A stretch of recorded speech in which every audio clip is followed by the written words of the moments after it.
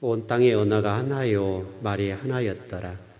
이에 그들이 동방으로 옮기다가 신할 평지를 만나 거기에 거류하며 서로 말하되 자 벽돌을 만들어 견고히 굽자 하고 이에 벽돌로 도를 대신하며 역정으로 진흙을 대신하고 또 말하되 자 성읍과 탑을 건설하여 그 탑 꼭대기를 하늘에 닿게 하여 우리 이름을 내고 온 지면에 흩어짐을 면하자 하였더니 여호와께서 사람들이 건설하는 그 성읍과 탑을 보려고 내려오셨더라.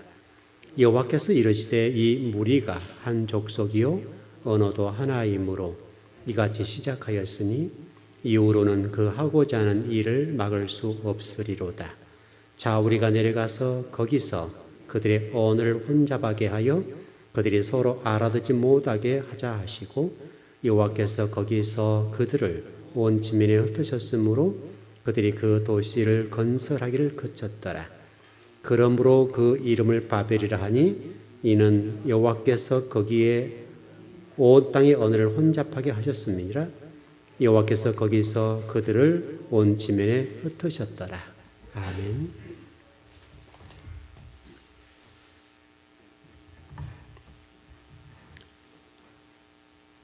우리가 인생을 살다 보면은 어떤 큰 결정을 내릴 때나 어떤 진로를 정할 때가 있죠.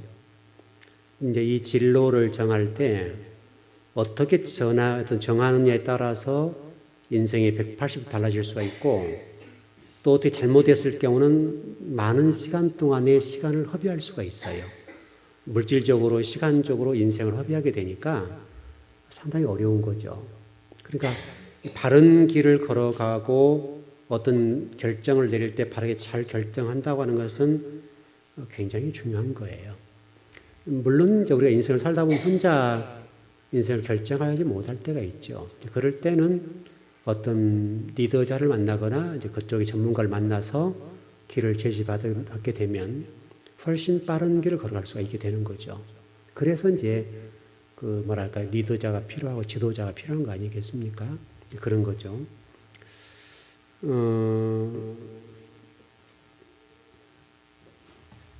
조금, 괜찮나요? 좀 하울이 덜해요? 오늘 계속 좀 한 주가 동안 일을 하고 있는데, 오늘 바쁘게 이제 일을 또 하고 이제 그렇습니다만은,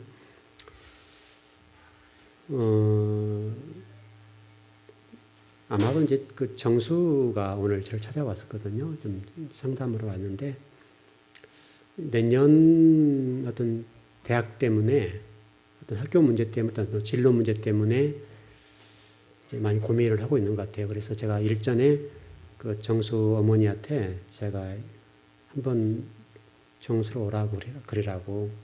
왜냐면 이제 물어보지 않아도 대충 결과가 나와 있잖아요. 그래서 올해 아마 좀 시험을 잘못 본 것 같고, 어차피 내신은 안 되는 거니까. 그래서 만났으면 좋겠다 얘기를 했었는데, 이제 오늘 얘기가 돼서 저를 찾아왔어요. 그래서 일하다 말고 좀 상담을 좀 했는데, 1시간 정도의 상담을 했습니다. 그래서 쭉 이제 얘기를 하고, 어떤 결정을 내려야 될 것인가에 대해서 쭉 좀 얘기를 서로 나누고, 자, 그러면서 말미에 이제 그런 얘기를 했습니다. 내가 너에게 오늘 1억을 주었다.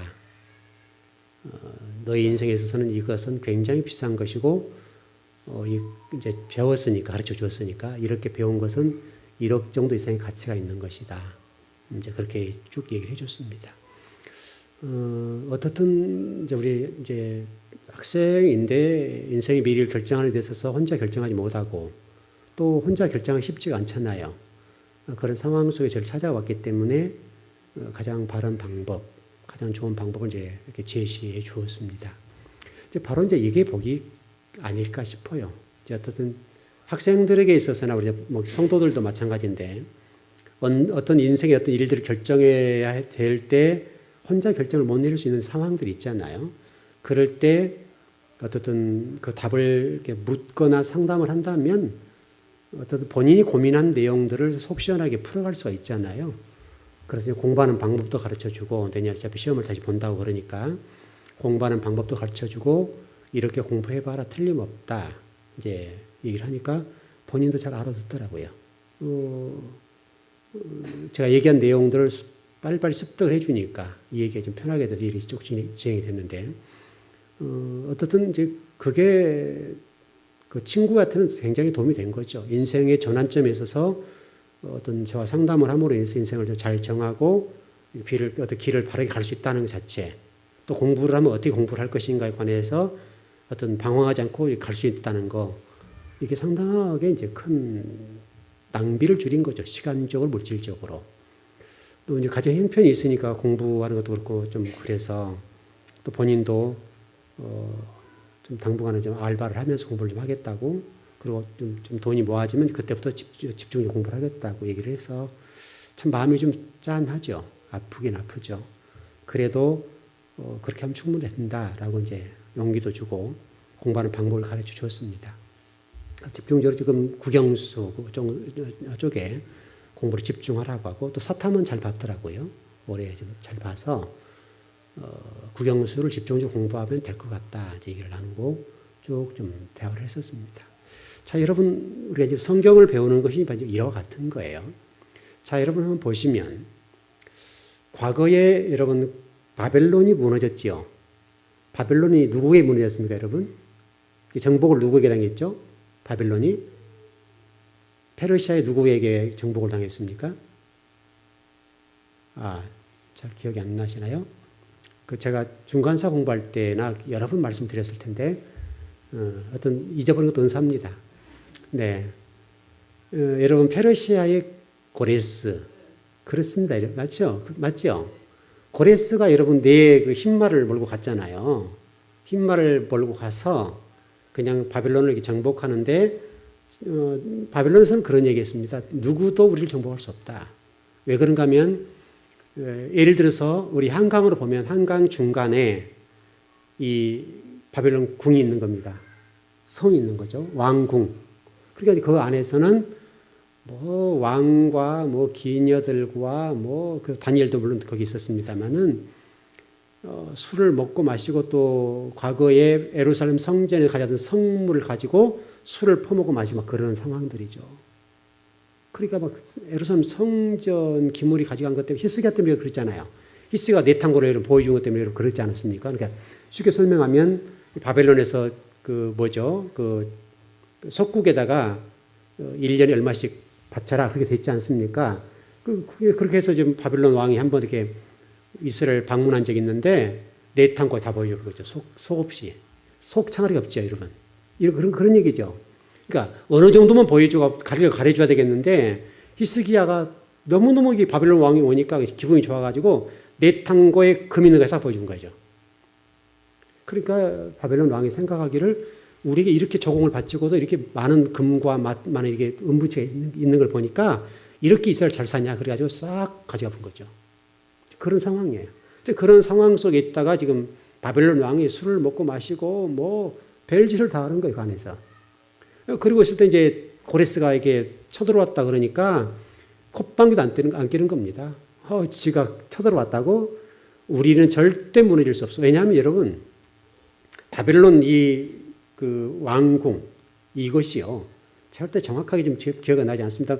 적어도 10m 이상이에요, 벽이. 우리가 이제 50m만 해도 탄탄하죠. 이 벽 자체가 10 몇 메타 될 겁니다. 하여튼 10m라고 봅시다. 10m 벽으로 건물이 지어진 거예요. 여러분 10m, 요즘도 여러분 10m 건물이 있습니까? 흔하지 않죠. 10m 건물로 쫙 그래서 왕궁이 딱 세워진 거죠. 바닷 가운데. 여러분 그때 당시에 지금 수천 년 전 얘기예요. 그때 당시에 무슨 요즘처럼 무슨 스커드 미사일이랄지 이런 것들이 없잖아요. 그런 게 없으니까 이것은 도저히 누구도 허물 수 없는 거예요. 그리고 또 이 바다와 이 강 사이에 있는 거니까 얘를 건너갈 수 없죠. 그러니까 바벨론에서 나올 때는 이렇게 쫙 내리게 됐다 이렇게. 내려서 쫙 오고 이게 올라가면 못 나오는 거예요. 이렇게 돼서 여러분 누구도 이게 침범 못해요. 이 물 깊이가 어마어마하게 깊었다고요. 그런데 여러분 고레스가 그걸 어떻게 침략한 줄 아세요? 고레스가 네 말에 흰 말을 탁 타고 여러분 굉장했지 않습니까? 그 당시에. 뭐 페르시아 하면 대단한 왕이었으니까 뭐 혈기왕성하게 고레스가 쫙 몰고 가다가 그 강에 흰 말이 빠져 죽어버렸어요. 고레스가 막 열이 받아가지고 이 물줄기를 있잖아요. 한강의 물줄기가 쭉 하나로 흘러내려오죠. 그걸 막 다쳐서 나눠버린 거예요. 그러니까 막 이쪽 물 빼고 저쪽 물 빼버리니까 물이 쫙 줄어든 거죠. 줄어드니까 이 왕궁의 약점인 밑에 수로가 있는 거예요. 수로. 물을 퍼 올려서 사용했던 이 수로. 이 수로가 딱 보이는 거죠. 여러분 고레스가 그거 타고 올라가세요. 단칼에 다 죽였습니다. 바빌론이 무너졌습니다. 여러분 그게 큰 성 바벨론입니다. 누구도 침략할 수 없고 침범할 수 없는 이 바벨론이라는 나라가요. 그 흰말에 죽는 사건 때문에 고레스가 그 수로를 타고 올라가서 그 안에 있는 모든 바벨론 왕과 모든 사람들을 싹 죽여버립니다. 그래서 바벨론 역사가 끝나버립니다. 여러분 그 사건이에요. 여러분 그 요한계시록 14장 8절 한번 보시죠.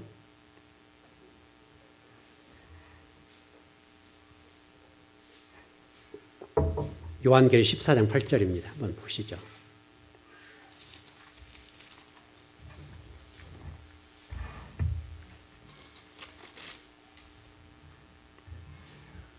예, 같이 한번 읽겠습니다. 시작. 또 다른 천사 곧 둘째가 그 뒤를 따라 말하되 무너졌도다 무너졌도다 큰 성 바벨론이여 모든 나라에게 그의 음행으로 말미암아 진노의 포도주를 먹이던 자로다 하더라. 여러분 이 큰 성 바벨론 과거 고레스에 의해서 무너졌던 그 바벨론 그 역사적 현장으로 봤던 그 사건이죠. 하나님이 이미 구약 성경을 통해서 구약 시대를 통해서 그렇게 강대했던 바벨론이 무너진 거 맞지? 이 얘기예요 지금. 여러분 앞으로도 이 바벨론이라는 나라는 다시 말하면 바벨론적인 세력들은 당시에 고레스에 의해서 처참하게 무너졌던 것처럼 무너질 것이라고 하는 것을 우리 보여준 거예요. 고레스, 페르시아의 왕이었던 고레스에 의해서 바벨론이 무너졌다는 사실을 우리에게 역사적으로 보여주신 것은 다시 말씀드리면 어떤 바벨론적인 세력들에 관해서 앞으로 무너진다는 거예요? 안 무너진다는 거예요? 반드시 무너진다는 거예요. 반드시. 이게 역사의 증언이에요. 그러니까 여러분 고레스에서 무너졌던 이 성은요 도저히 당시에 무너뜨릴 수 없는 성이었습니다. 누구도 그것은 무너질 수 없어요. 여러분 생각해 보세요. 이 벽이 10m 이상의 벽으로 건물을 지었다고 한다면 여러분 엄청 그 당시로는 굉장한 건물이에요. 굉장한 건물이에요. 그럼에도 불구하고 약점을 하나님이 노출시켜서 무너뜨렸습니다. 그러니까 여러분 오늘 그 14장 8절 말씀과 같이 큰 성 바벨론이 무너졌도다 무너졌도다. 근데 그 사람들이 지금 뭐 하는 사람들이에요? 왜 무너지는 거예요? 진노의 포도주를 먹이던 자라는 거예요. 믿지 않는 사람들에게 또는 믿는 사람들에게 그들이 하는 행위가 뭐냐면 진노의 포도주를 먹이던 자들이에요. 다시 설명하면 하나님을 믿는 사람이 믿지 않는 사람들이든지 간에 사람들을 잘못된 길로 인도하는 세력이 누구냐면 바벨론 세력이라는 거예요. 이게 바벨론이에요. 여러분. 이게 바벨론이 이와 같은 이 하나님의 나라를 무너뜨리는 이리와 같은 역할을 하기 때문에 하나님이 반드시 그들을 무너뜨려요. 바벨론 하는 역할이 그런 것들인데 하나님은 그 바벨론을 과거 고레스에 의해서 무너뜨렸던 것처럼 반드시 무너뜨린다는 거예요. 우리 한번 18장 21절 찾아보시죠. 18장.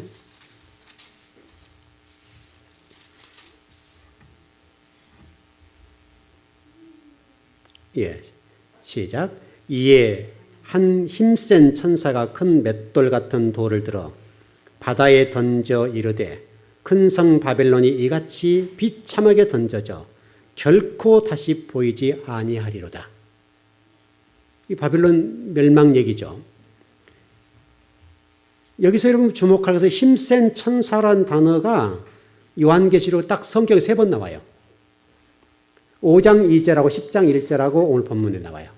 여기 18장 21절. 아까 몇 절이죠? 21절. 딱 3군데 나와요. 힘센 천사라는 단어가 요한계시록 5장 2절하고 10장 1절하고 여기 지금 18장 21절. 성경 전체에 딱 3번 나와요. 그러면 여기서 힘센 천사라고 하는 특별하게 의미를 부여하고 좀 얘기하고 있다는 사실을 여러분 알 수 있죠. 힘센 천사라는 것을 보니까요. 일반적인 천사와 비교된 천사로 설명하는 건데 바벨론을 어떻게 하겠다는 내용인가 하면 반드시 바벨론을 철저하고 영원히 무너뜨리겠다는 거예요. 반드시 철저하게 영원히 바벨론을 무너뜨리겠다는 것이 힘센 천사를 등장시켜서 설명하는 거예요. 그래서 우리가 지금 신앙생활 하면서 여러분 잘 알아시기 뭐냐면 바벨론적인 정신과 바벨론적인 삶을 살게 되면 반드시 어떻게 된다는 거예요? 반드시 무너진다. 반드시. 여러분 실질적으로 좀 고난의 길을 걷더라도 진리의 길을 따라간다고 하는 것이 얼마나 복된지 몰라요.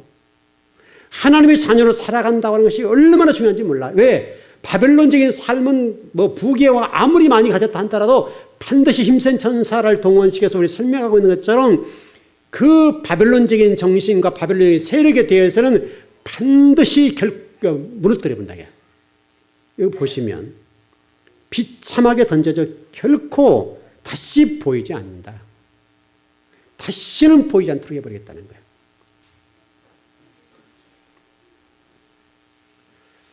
여러분이 이런 말씀을 좀 잘 배워 놓으시면 인생을 살아가는 데 있어서 그런 길을 걷지 않겠죠. 바벨론적인 정신과 바벨론적인 삶을 사는 것을 중단할 수가 있고 바벨론적인 삶을 사는 사람은 반드시 어떤 날에 반드시 이 오늘 성경 말씀과 힘센 천사가 큰 맷돌 같은 돌을 들어 바다에 던져 이르되 큰 성 바벨론이 이같이 비참하게 던져져 결코 다시 여러분 주목해서 결코 다시 보이지 않는다. 결코 다시라는 이 말씀을 보여주는 것은 조금 전에 말씀드린 것처럼 철저하고 영원히 바벨론적인 세계에 대해서 세력들에 대해서는 하나님이 심판을 가해서 이 역사상에 존재하지 않도록 해버리겠다는 거예요. 이게 주목할 부분이에요. 그래서 여러분과 제가 인생을 살아가면서 신앙생활하는 사람들로서 이런 말씀을 제대로 잘 배워놓고 여러분들이 진노의 포도주를 마시는 그런 바벨론 어떤 세력과 같은 삶을 살아놓으시면 절대로 안 됩니다.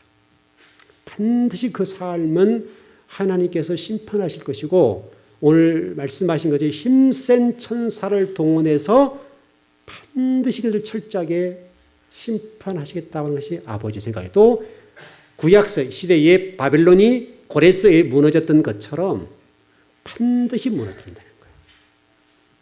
여러분 이스라엘 지배했던 70년 여간 동안에는 얼마나 좋았겠어요, 여러분.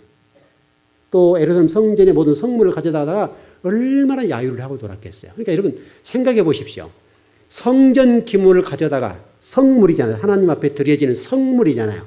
성물을 가져다가 술을 마시고 거기서 뭐 기방 막 그런 기녀들 불러다가 술잔치를 벌리고 하나님 나라를 조롱하고 예루살렘을 조롱하고 이스라엘 조롱하고 하나님을 조롱했을 그들 생각해봐요. 상상을 해보라고요. 하나님이 그들을 놔둘 수 있냐고 여러분. 여러분 그 술 마실 때 바로 고레스가 마지막 점령하기 전에요. 다니엘을 불러다가 이 술을 마시면서 얼마나 조롱하면서 그때요. 막 성물을 어떤 조롱하고 성물과 술을 마시면서 막 야유를 보낼 때 하나님이요. 손이 나타나서 이 바벨론 이 나라의 미래에 대해서 쫙 기록하잖아요. 메네메네 되게 우르바신 쫙 쓰잖아요. 그리고 그걸 해석할 자가 없는 거예요. 해석할 자가. 모든 바벨론의 학사들을 다 들여다가 해석해도 아무도 해석을 못해요. 왜냐하면 히브리어거든요. 히브리어를 쓰니까. 해석을 못하는 게. 그러니까 늙은 노인이 있다 그래가지고 다니엘을 데려다가 그걸 해석하는 거예요. 그 다니엘을 통해서 해석해 주기를 이 나라는 함량 미달이고 왕은 함량 미달이고 이미 이 나라 끝났습니다. 그때 고레스가 쫙 올라오는 거예요. 여러분 그때 그 글씨가 써져요. 여러분. 메네메네 되기를 우르바신 이란 단어를 딱 쓰고 다니엘이 해석해 주는 순간 고레스가 쫙 올라오는 거예요. 그리고 칼로 다 쳐버리는 거예요. 여러분 그거예요. 그게 바벨론 세력의 최후예요.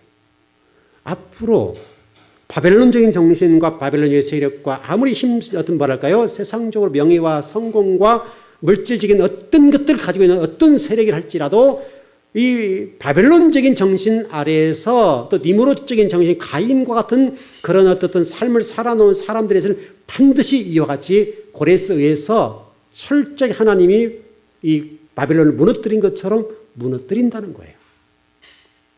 여러분과 저는 그것을 배웠어요. 배웠기 때문에 적어도 이 배운 자로서 여러분들 그런 길을 걸어가면 안 돼요. 그 삶을 살면 절대로 안 된다고요. 왜? 그 길의 종말은 망하는 거예요.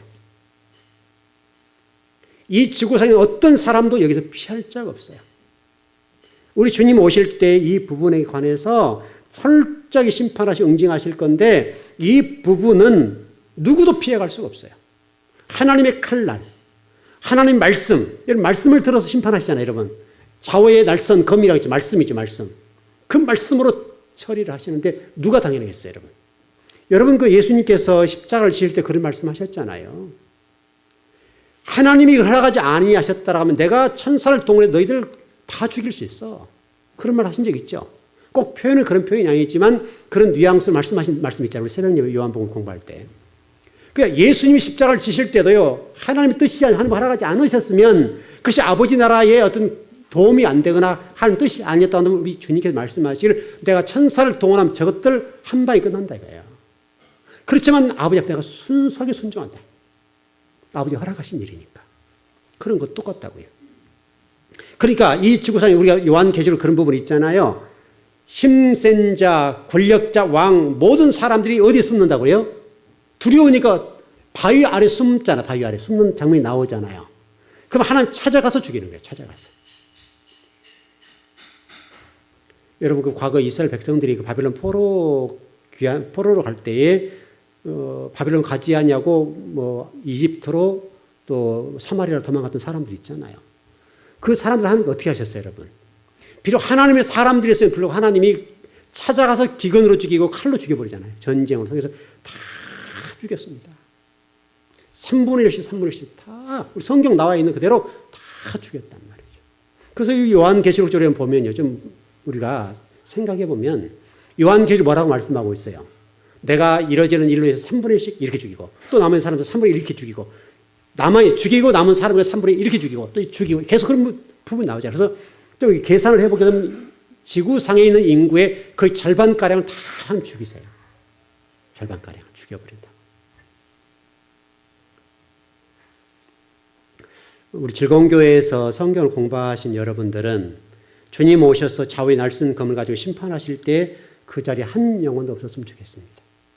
이게 정말 복입니다, 여러분. 그 여러분 상상을 한번 해보세요. 그 주님이 오셔서 무시무시한 진리의 검을 들고 심판하실 때 그 상황들을 보라고요. 또 하나님 부리는 종들, 천사들이 동원해서 일순간에 칠 때 여러분 그 애굽의 사건 아시죠? 애굽의 장자부터서 어둠이 와서 마지막에 장자를 쳐 죽일 때 초태생을 다 쳐 죽일 때 순간적으로 싹 한번 하나님의 이 죽음의 신이 샥 감싸니까 다 죽어버리잖아요. 다 하나님 간단하잖아요, 여러분. 죽음의 신이 검은 이 죽음의 신이 이 애굽 전역을 샥 한번 돌 때 순간적으로 초태생들 짐승부터 사람 모든 장자들 한 번에 싹 죽어버리잖아요. 그러나 패스오버 하나님의 임방과 문설지에 양의 피를 발랐던 그 하나님 사람들에게 대해서는 이 재앙이 넘어가잖아요. 여러분이 재앙이 예수 그리스도의 십자가 피, 그 보혈 때문에 저와 여러분에게 이게 보호가 되는 거예요. 덮어진다 그러잖아요. 저와 여러분이 뭐 거룩해서가 아니라 하나님의 그 보혈이 우리를 덮어주고 보자기예요, 보자기. 이게 덮어주기 때문에 우리가 구원받는 거예요. 이 무시무시한 양날의 칼, 하나님이 이 진리의 검에 심판하실 때 우리 주님께서 이 보혈의 피를 덮어주셨기 때문에 이 보혈을 보시니까 우리를 안 보는 거라 했잖아요. 우리 때문이 아니에요, 여러분. 여러분이 거룩하게 뭐 진실해서가 아니에요. 하나님의 이 예수 그리스도의 보혈이라는 보혈이 우리를 보자기를 덮어주니까 우리에게는 아무런 죄가 없는 거예요. 예수님의 피가 덮어주기 때문에. 그래서 이 덮어줌에, 그래서 함의 이 죄가, 저주가 바로 이 덮어줌을 몰랐다 그랬잖아요. 그래서 그가 저주받는 사건이 이제 뒷부분 좀 공부할 건데요.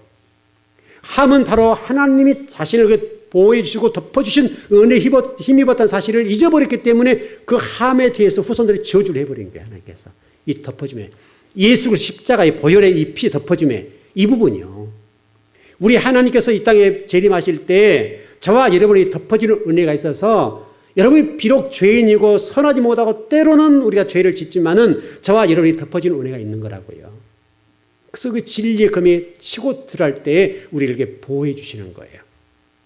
그래서 우리가 구원을 받는 거예요. 우리 이런 복을 받고 사는 사람들인데 어찌 우리가 주의 나라와 의를 사는 나라를 위해서 수고하지 않겠어요, 여러분? 어찌 주의 나라와 의를 위해서 내 목숨을 던질 수 없냐 이거예요. 던지고도 남죠.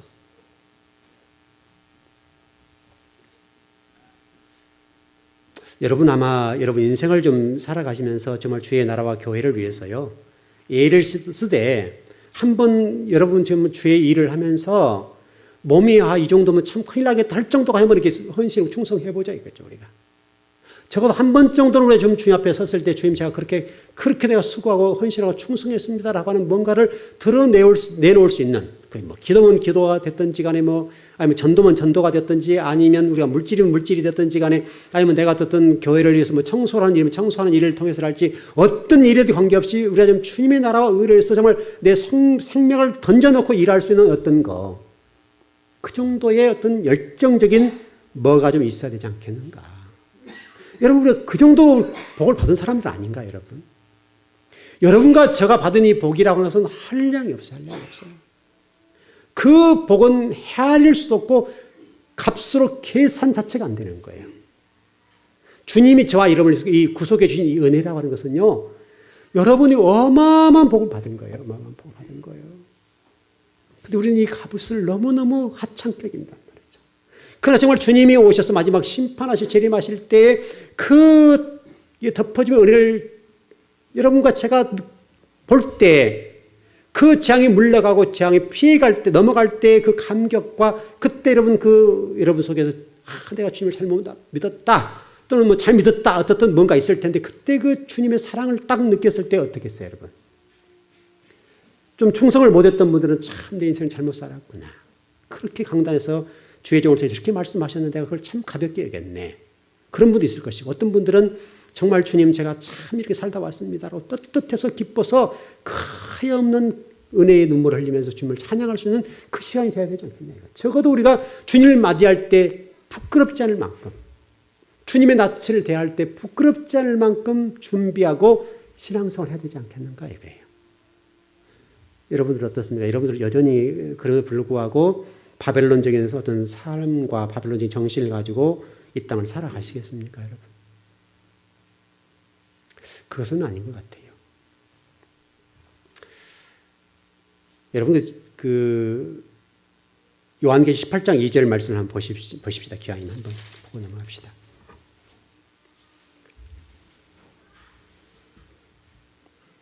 바벨론의 정체에 관해서 설명이 되었습니다. 18장 2절 시작. 힘찬 음성으로 외쳐 이르되 무너졌도다 무너졌도다 큰 성 바벨론이여 귀신의 처소와 각종 더러운 영이 모이는 곳과 각종 더럽고 가증한 새들이 모이는 곳이 되었도다. 자 3절이요. 그 은맹의 진노의 포도주를 말미암아 만국이 무너졌으며 또 땅의 왕들이 그와 더불어 음행하였으며 땅의 상인들도 그 사치의 세력으로 치부하였도다 하더라. 여러분 보십시오. 이 바벨론의 정체입니다. 바벨론 정체 뭐예요? 귀신들의 처소. 그리고 각종 더러운 영이 모이는 곳. 각종 더럽고 가증한 새들이 모이는 곳이 바벨론의 정체예요, 여러분. 여러분 안 되겠죠? 여러분 귀신들의 처소래. 귀신들이 노는 장소예요, 여러분. 이게 바벨론적인 정신과 바벨론의 삶이라고 하는 것이 뭔가 하면 바로 귀신들이 모이는 장소예요. 귀신들이 모이는 장소. 그리고 각종 더러운 영이 모이는 곳. 더러운 영들이 모이는 곳이 바로 그곳이래요, 여러분. 그리고 각종 어떤 가증한 새들이 모여있는 곳이 그곳이고 여러분 여기 보십시오. 3절 보십시오. 끝부분 보면 그 사치의 세력으로 치부하였도다. 사치. 성경에서는 사치도 여러분 별로 좋게 생각하지 않습니다.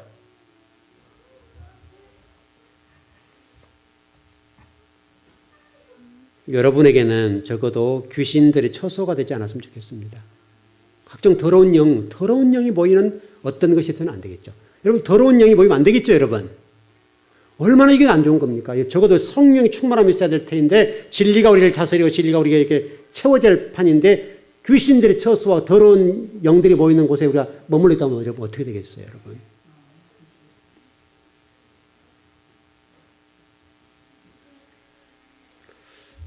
이런 것들이 여러분 바벨론의 정체입니다, 여러분.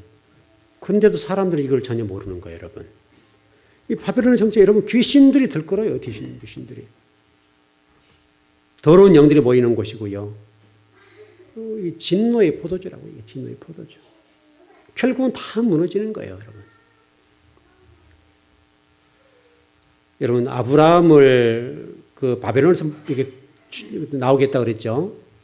갈대아 우르라고 하는 것은 바벨론이라고 그랬는데, 여러분과 저도 동일합니다. 바로 이 더럽고 이 귀신들이 모여있는 장소, 더러운 귀신들이 모여있는 이 처소에서 저와 여러분을 끄집어낸 게 뭐냐면 구원이에요. 그게 복음이에요. 그게 은혜예요. 그게 여러분 구원이라니까요. 그게 구원이에요.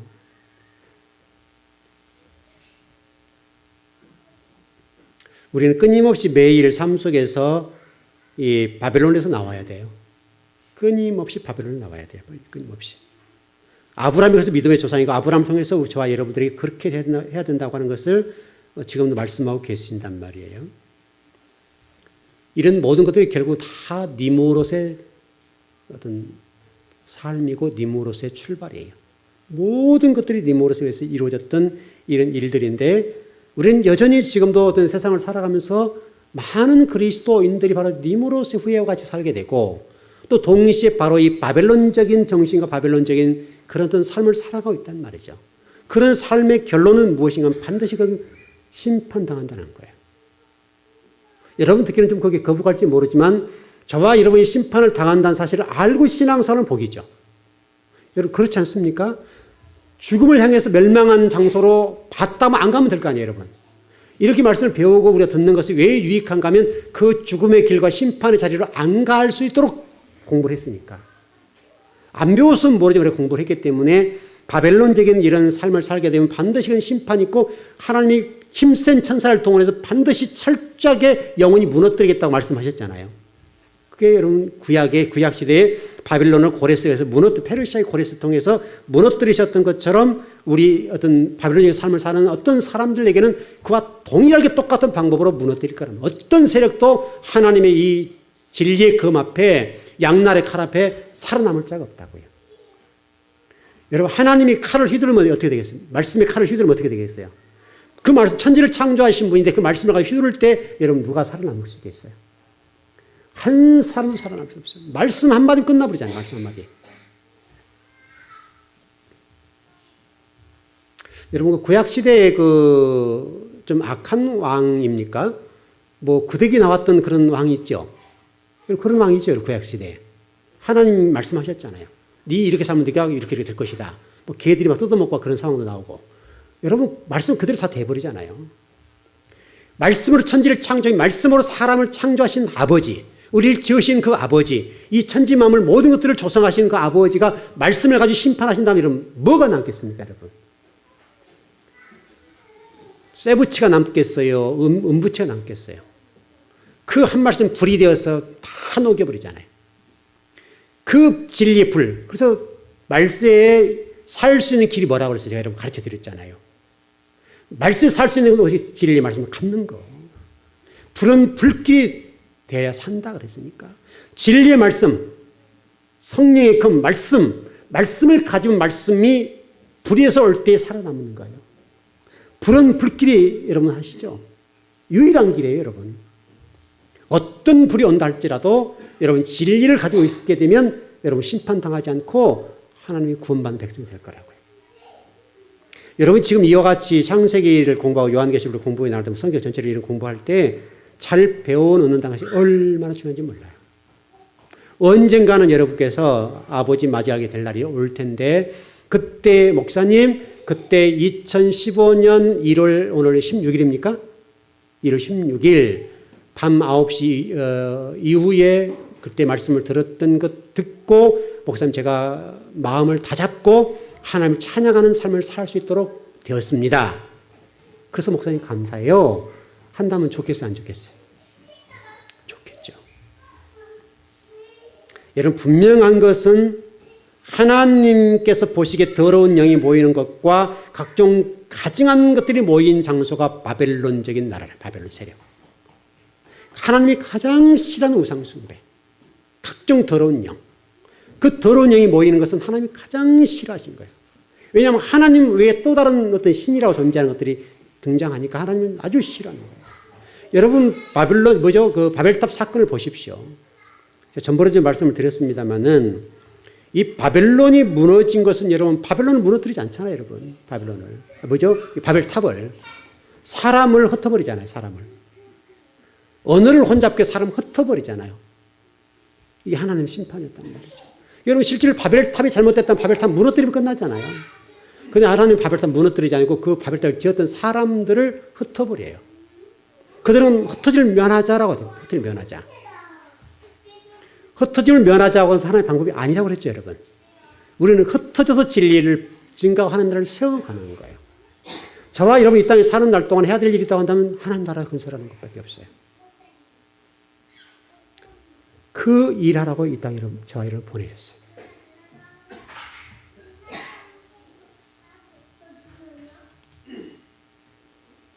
우리 지금 11장, 창세기 11장은 3절, 4절 이제 공부 좀 해 들어갈 텐데, 시간이 다 됐는데요. 일단 오늘 공부한 내용만 좀 정리합시다. 일단은. 주일날 이 부분을 공부하기로 하고요. 정리를 해야 되겠는데, 여러분 속에 파고 들어와 있는 어떤 바벨론적인 정신과 사상, 바벨론적인 어떤 신앙관들이 여러분 속에 들어와 있다고 한다면, 그를 단칼에 잘라내십시오. 이런 공부할 때 여러분 잘라내면 돼요. 이 공부의, 성경 공부의 유익성이 뭔가 하면 이런 공부할 때 그것을 처리할 수가 있어요. 전번에 이 말씀이 선포되면 그 말씀대로 역사하신다고 그랬죠. 그러니까요. 여러분 이 말씀을 듣는 순간에 혹시 내 영혼 속에 이런 바벨론적인 어떤 정신과 사상과 바벨론적인 신앙관이 있다고 한다면 그것을 딱 말씀 듣는 순간, 이런 어떤 내 말에 딱 오는 것들 있죠. 그걸 딱 말씀을 잡고 회개하면서 그걸 물리치면 되고 버리면 돼요. 잘라내면 돼요. 그래서 이게 성경 공부가 잘 돼야 될 이유가 계속해서 진리를 선포해 줘야 될 이유가 그때그때마다 우리 상황이 다르고 그때그때마다 회개할 일이 다르기 때문에 그런 내용들과 회개하고 잘라내면 되는 거예요. 그래서 예배가 중요한 거예요. 예배를 드림으로 인해서 우리가 그런 문제를 처리할 수 있는 거예요. 처리를. 여러분 그 다 생각 못 할 수도 있잖아요. 여러분. 생각을 못 할 수가 있겠는데 말씀을 듣는 동안에 그것을 생각나게 하시고 우리 속에 내마로 다가와서 내가 신앙생활을 등한히 했구나. 내 상황 환경 속에서 내가 너무나 신앙생활을 이게 아니하겠구나.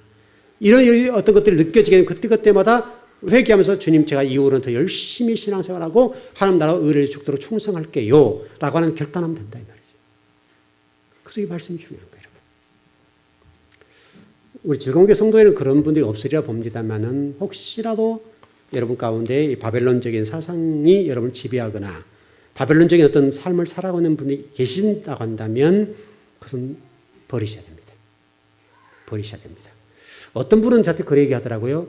교회를 못 나오는 이유를 물으니까 은혜 받을까 봐서 못 나온다. 이 멸망할 백성이잖아요. 짐승보다도 미련한 거예요. 교회 나오면 은혜 받을까 봐서 못 나온대. 참 이게 희한한 일이죠. 어떤 분들은 은혜 받고 싶어도 못 받는데 여러분 어떤 분들은 교회 10년, 20년 다니도 은혜 못 받아요. 못 받는 분은. 진리에 뚫고 들어가지 않으면. 여러분 맞죠? 어떤 분은 근데 그분 같은 경우는요.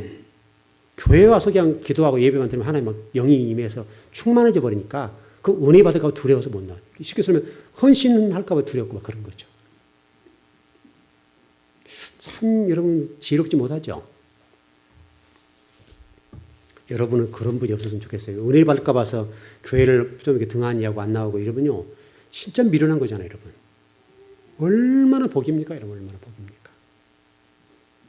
여러분들이 정말 그런 복이 있었으면 좋겠어요. 교회에 와서 예배에 딱 드리는 순간부터 은혜가 막 충만히 척척 넘치고 진리 말씀 해석되고 딱 정리가 되고 말씀을 듣는 순간 성경이 쫙 열리고 여러분 이러면 얼마나 좋아요, 여러분. 가르쳐 준 것도 이해가 안 되고 그냥 도대체 뭐 얘기하는 거예요? 도대체 목사님은 지금 열변을 토하는데 도대체 뭔 말인지 모르겠어. 이러면 여러분 어떻게 되겠어요? 여러분은 얼마나 더 답답할 것이며. 여러분 기도하셔야 돼요. 그렇게 되면. 여러분 은혜라고 하는 것은 여러분 정말 하나님 은혜를 주지 않으면 할 수가 없어요. 성령님이 여러분 도와주지 않으면 할 수가 없어요. 성령님이 깨닫게 하여 도와주시고 여러분에게 그 말씀을 해석할 수 있도록 주셔야 돼요. 오늘 예배 드리신 여러분 모두에게는 주님의 은혜가 넘쳤으면 좋겠습니다. 정말 주님의 사랑이 넘쳐서 주님 때문에 기뻐하고 즐거워하고 그래서 하나님 나라 의를 죽도록 충성하면서 그래도 감사하고 또 주의 일을 하면서 힘은 들고 고통스럽지만 그래서 감사하고 그렇게 드릴 수 있으면 감사하는 그런 복된 우리 즐거운 교회 성도들이 되셨으면 좋겠습니다. 기도하겠습니다.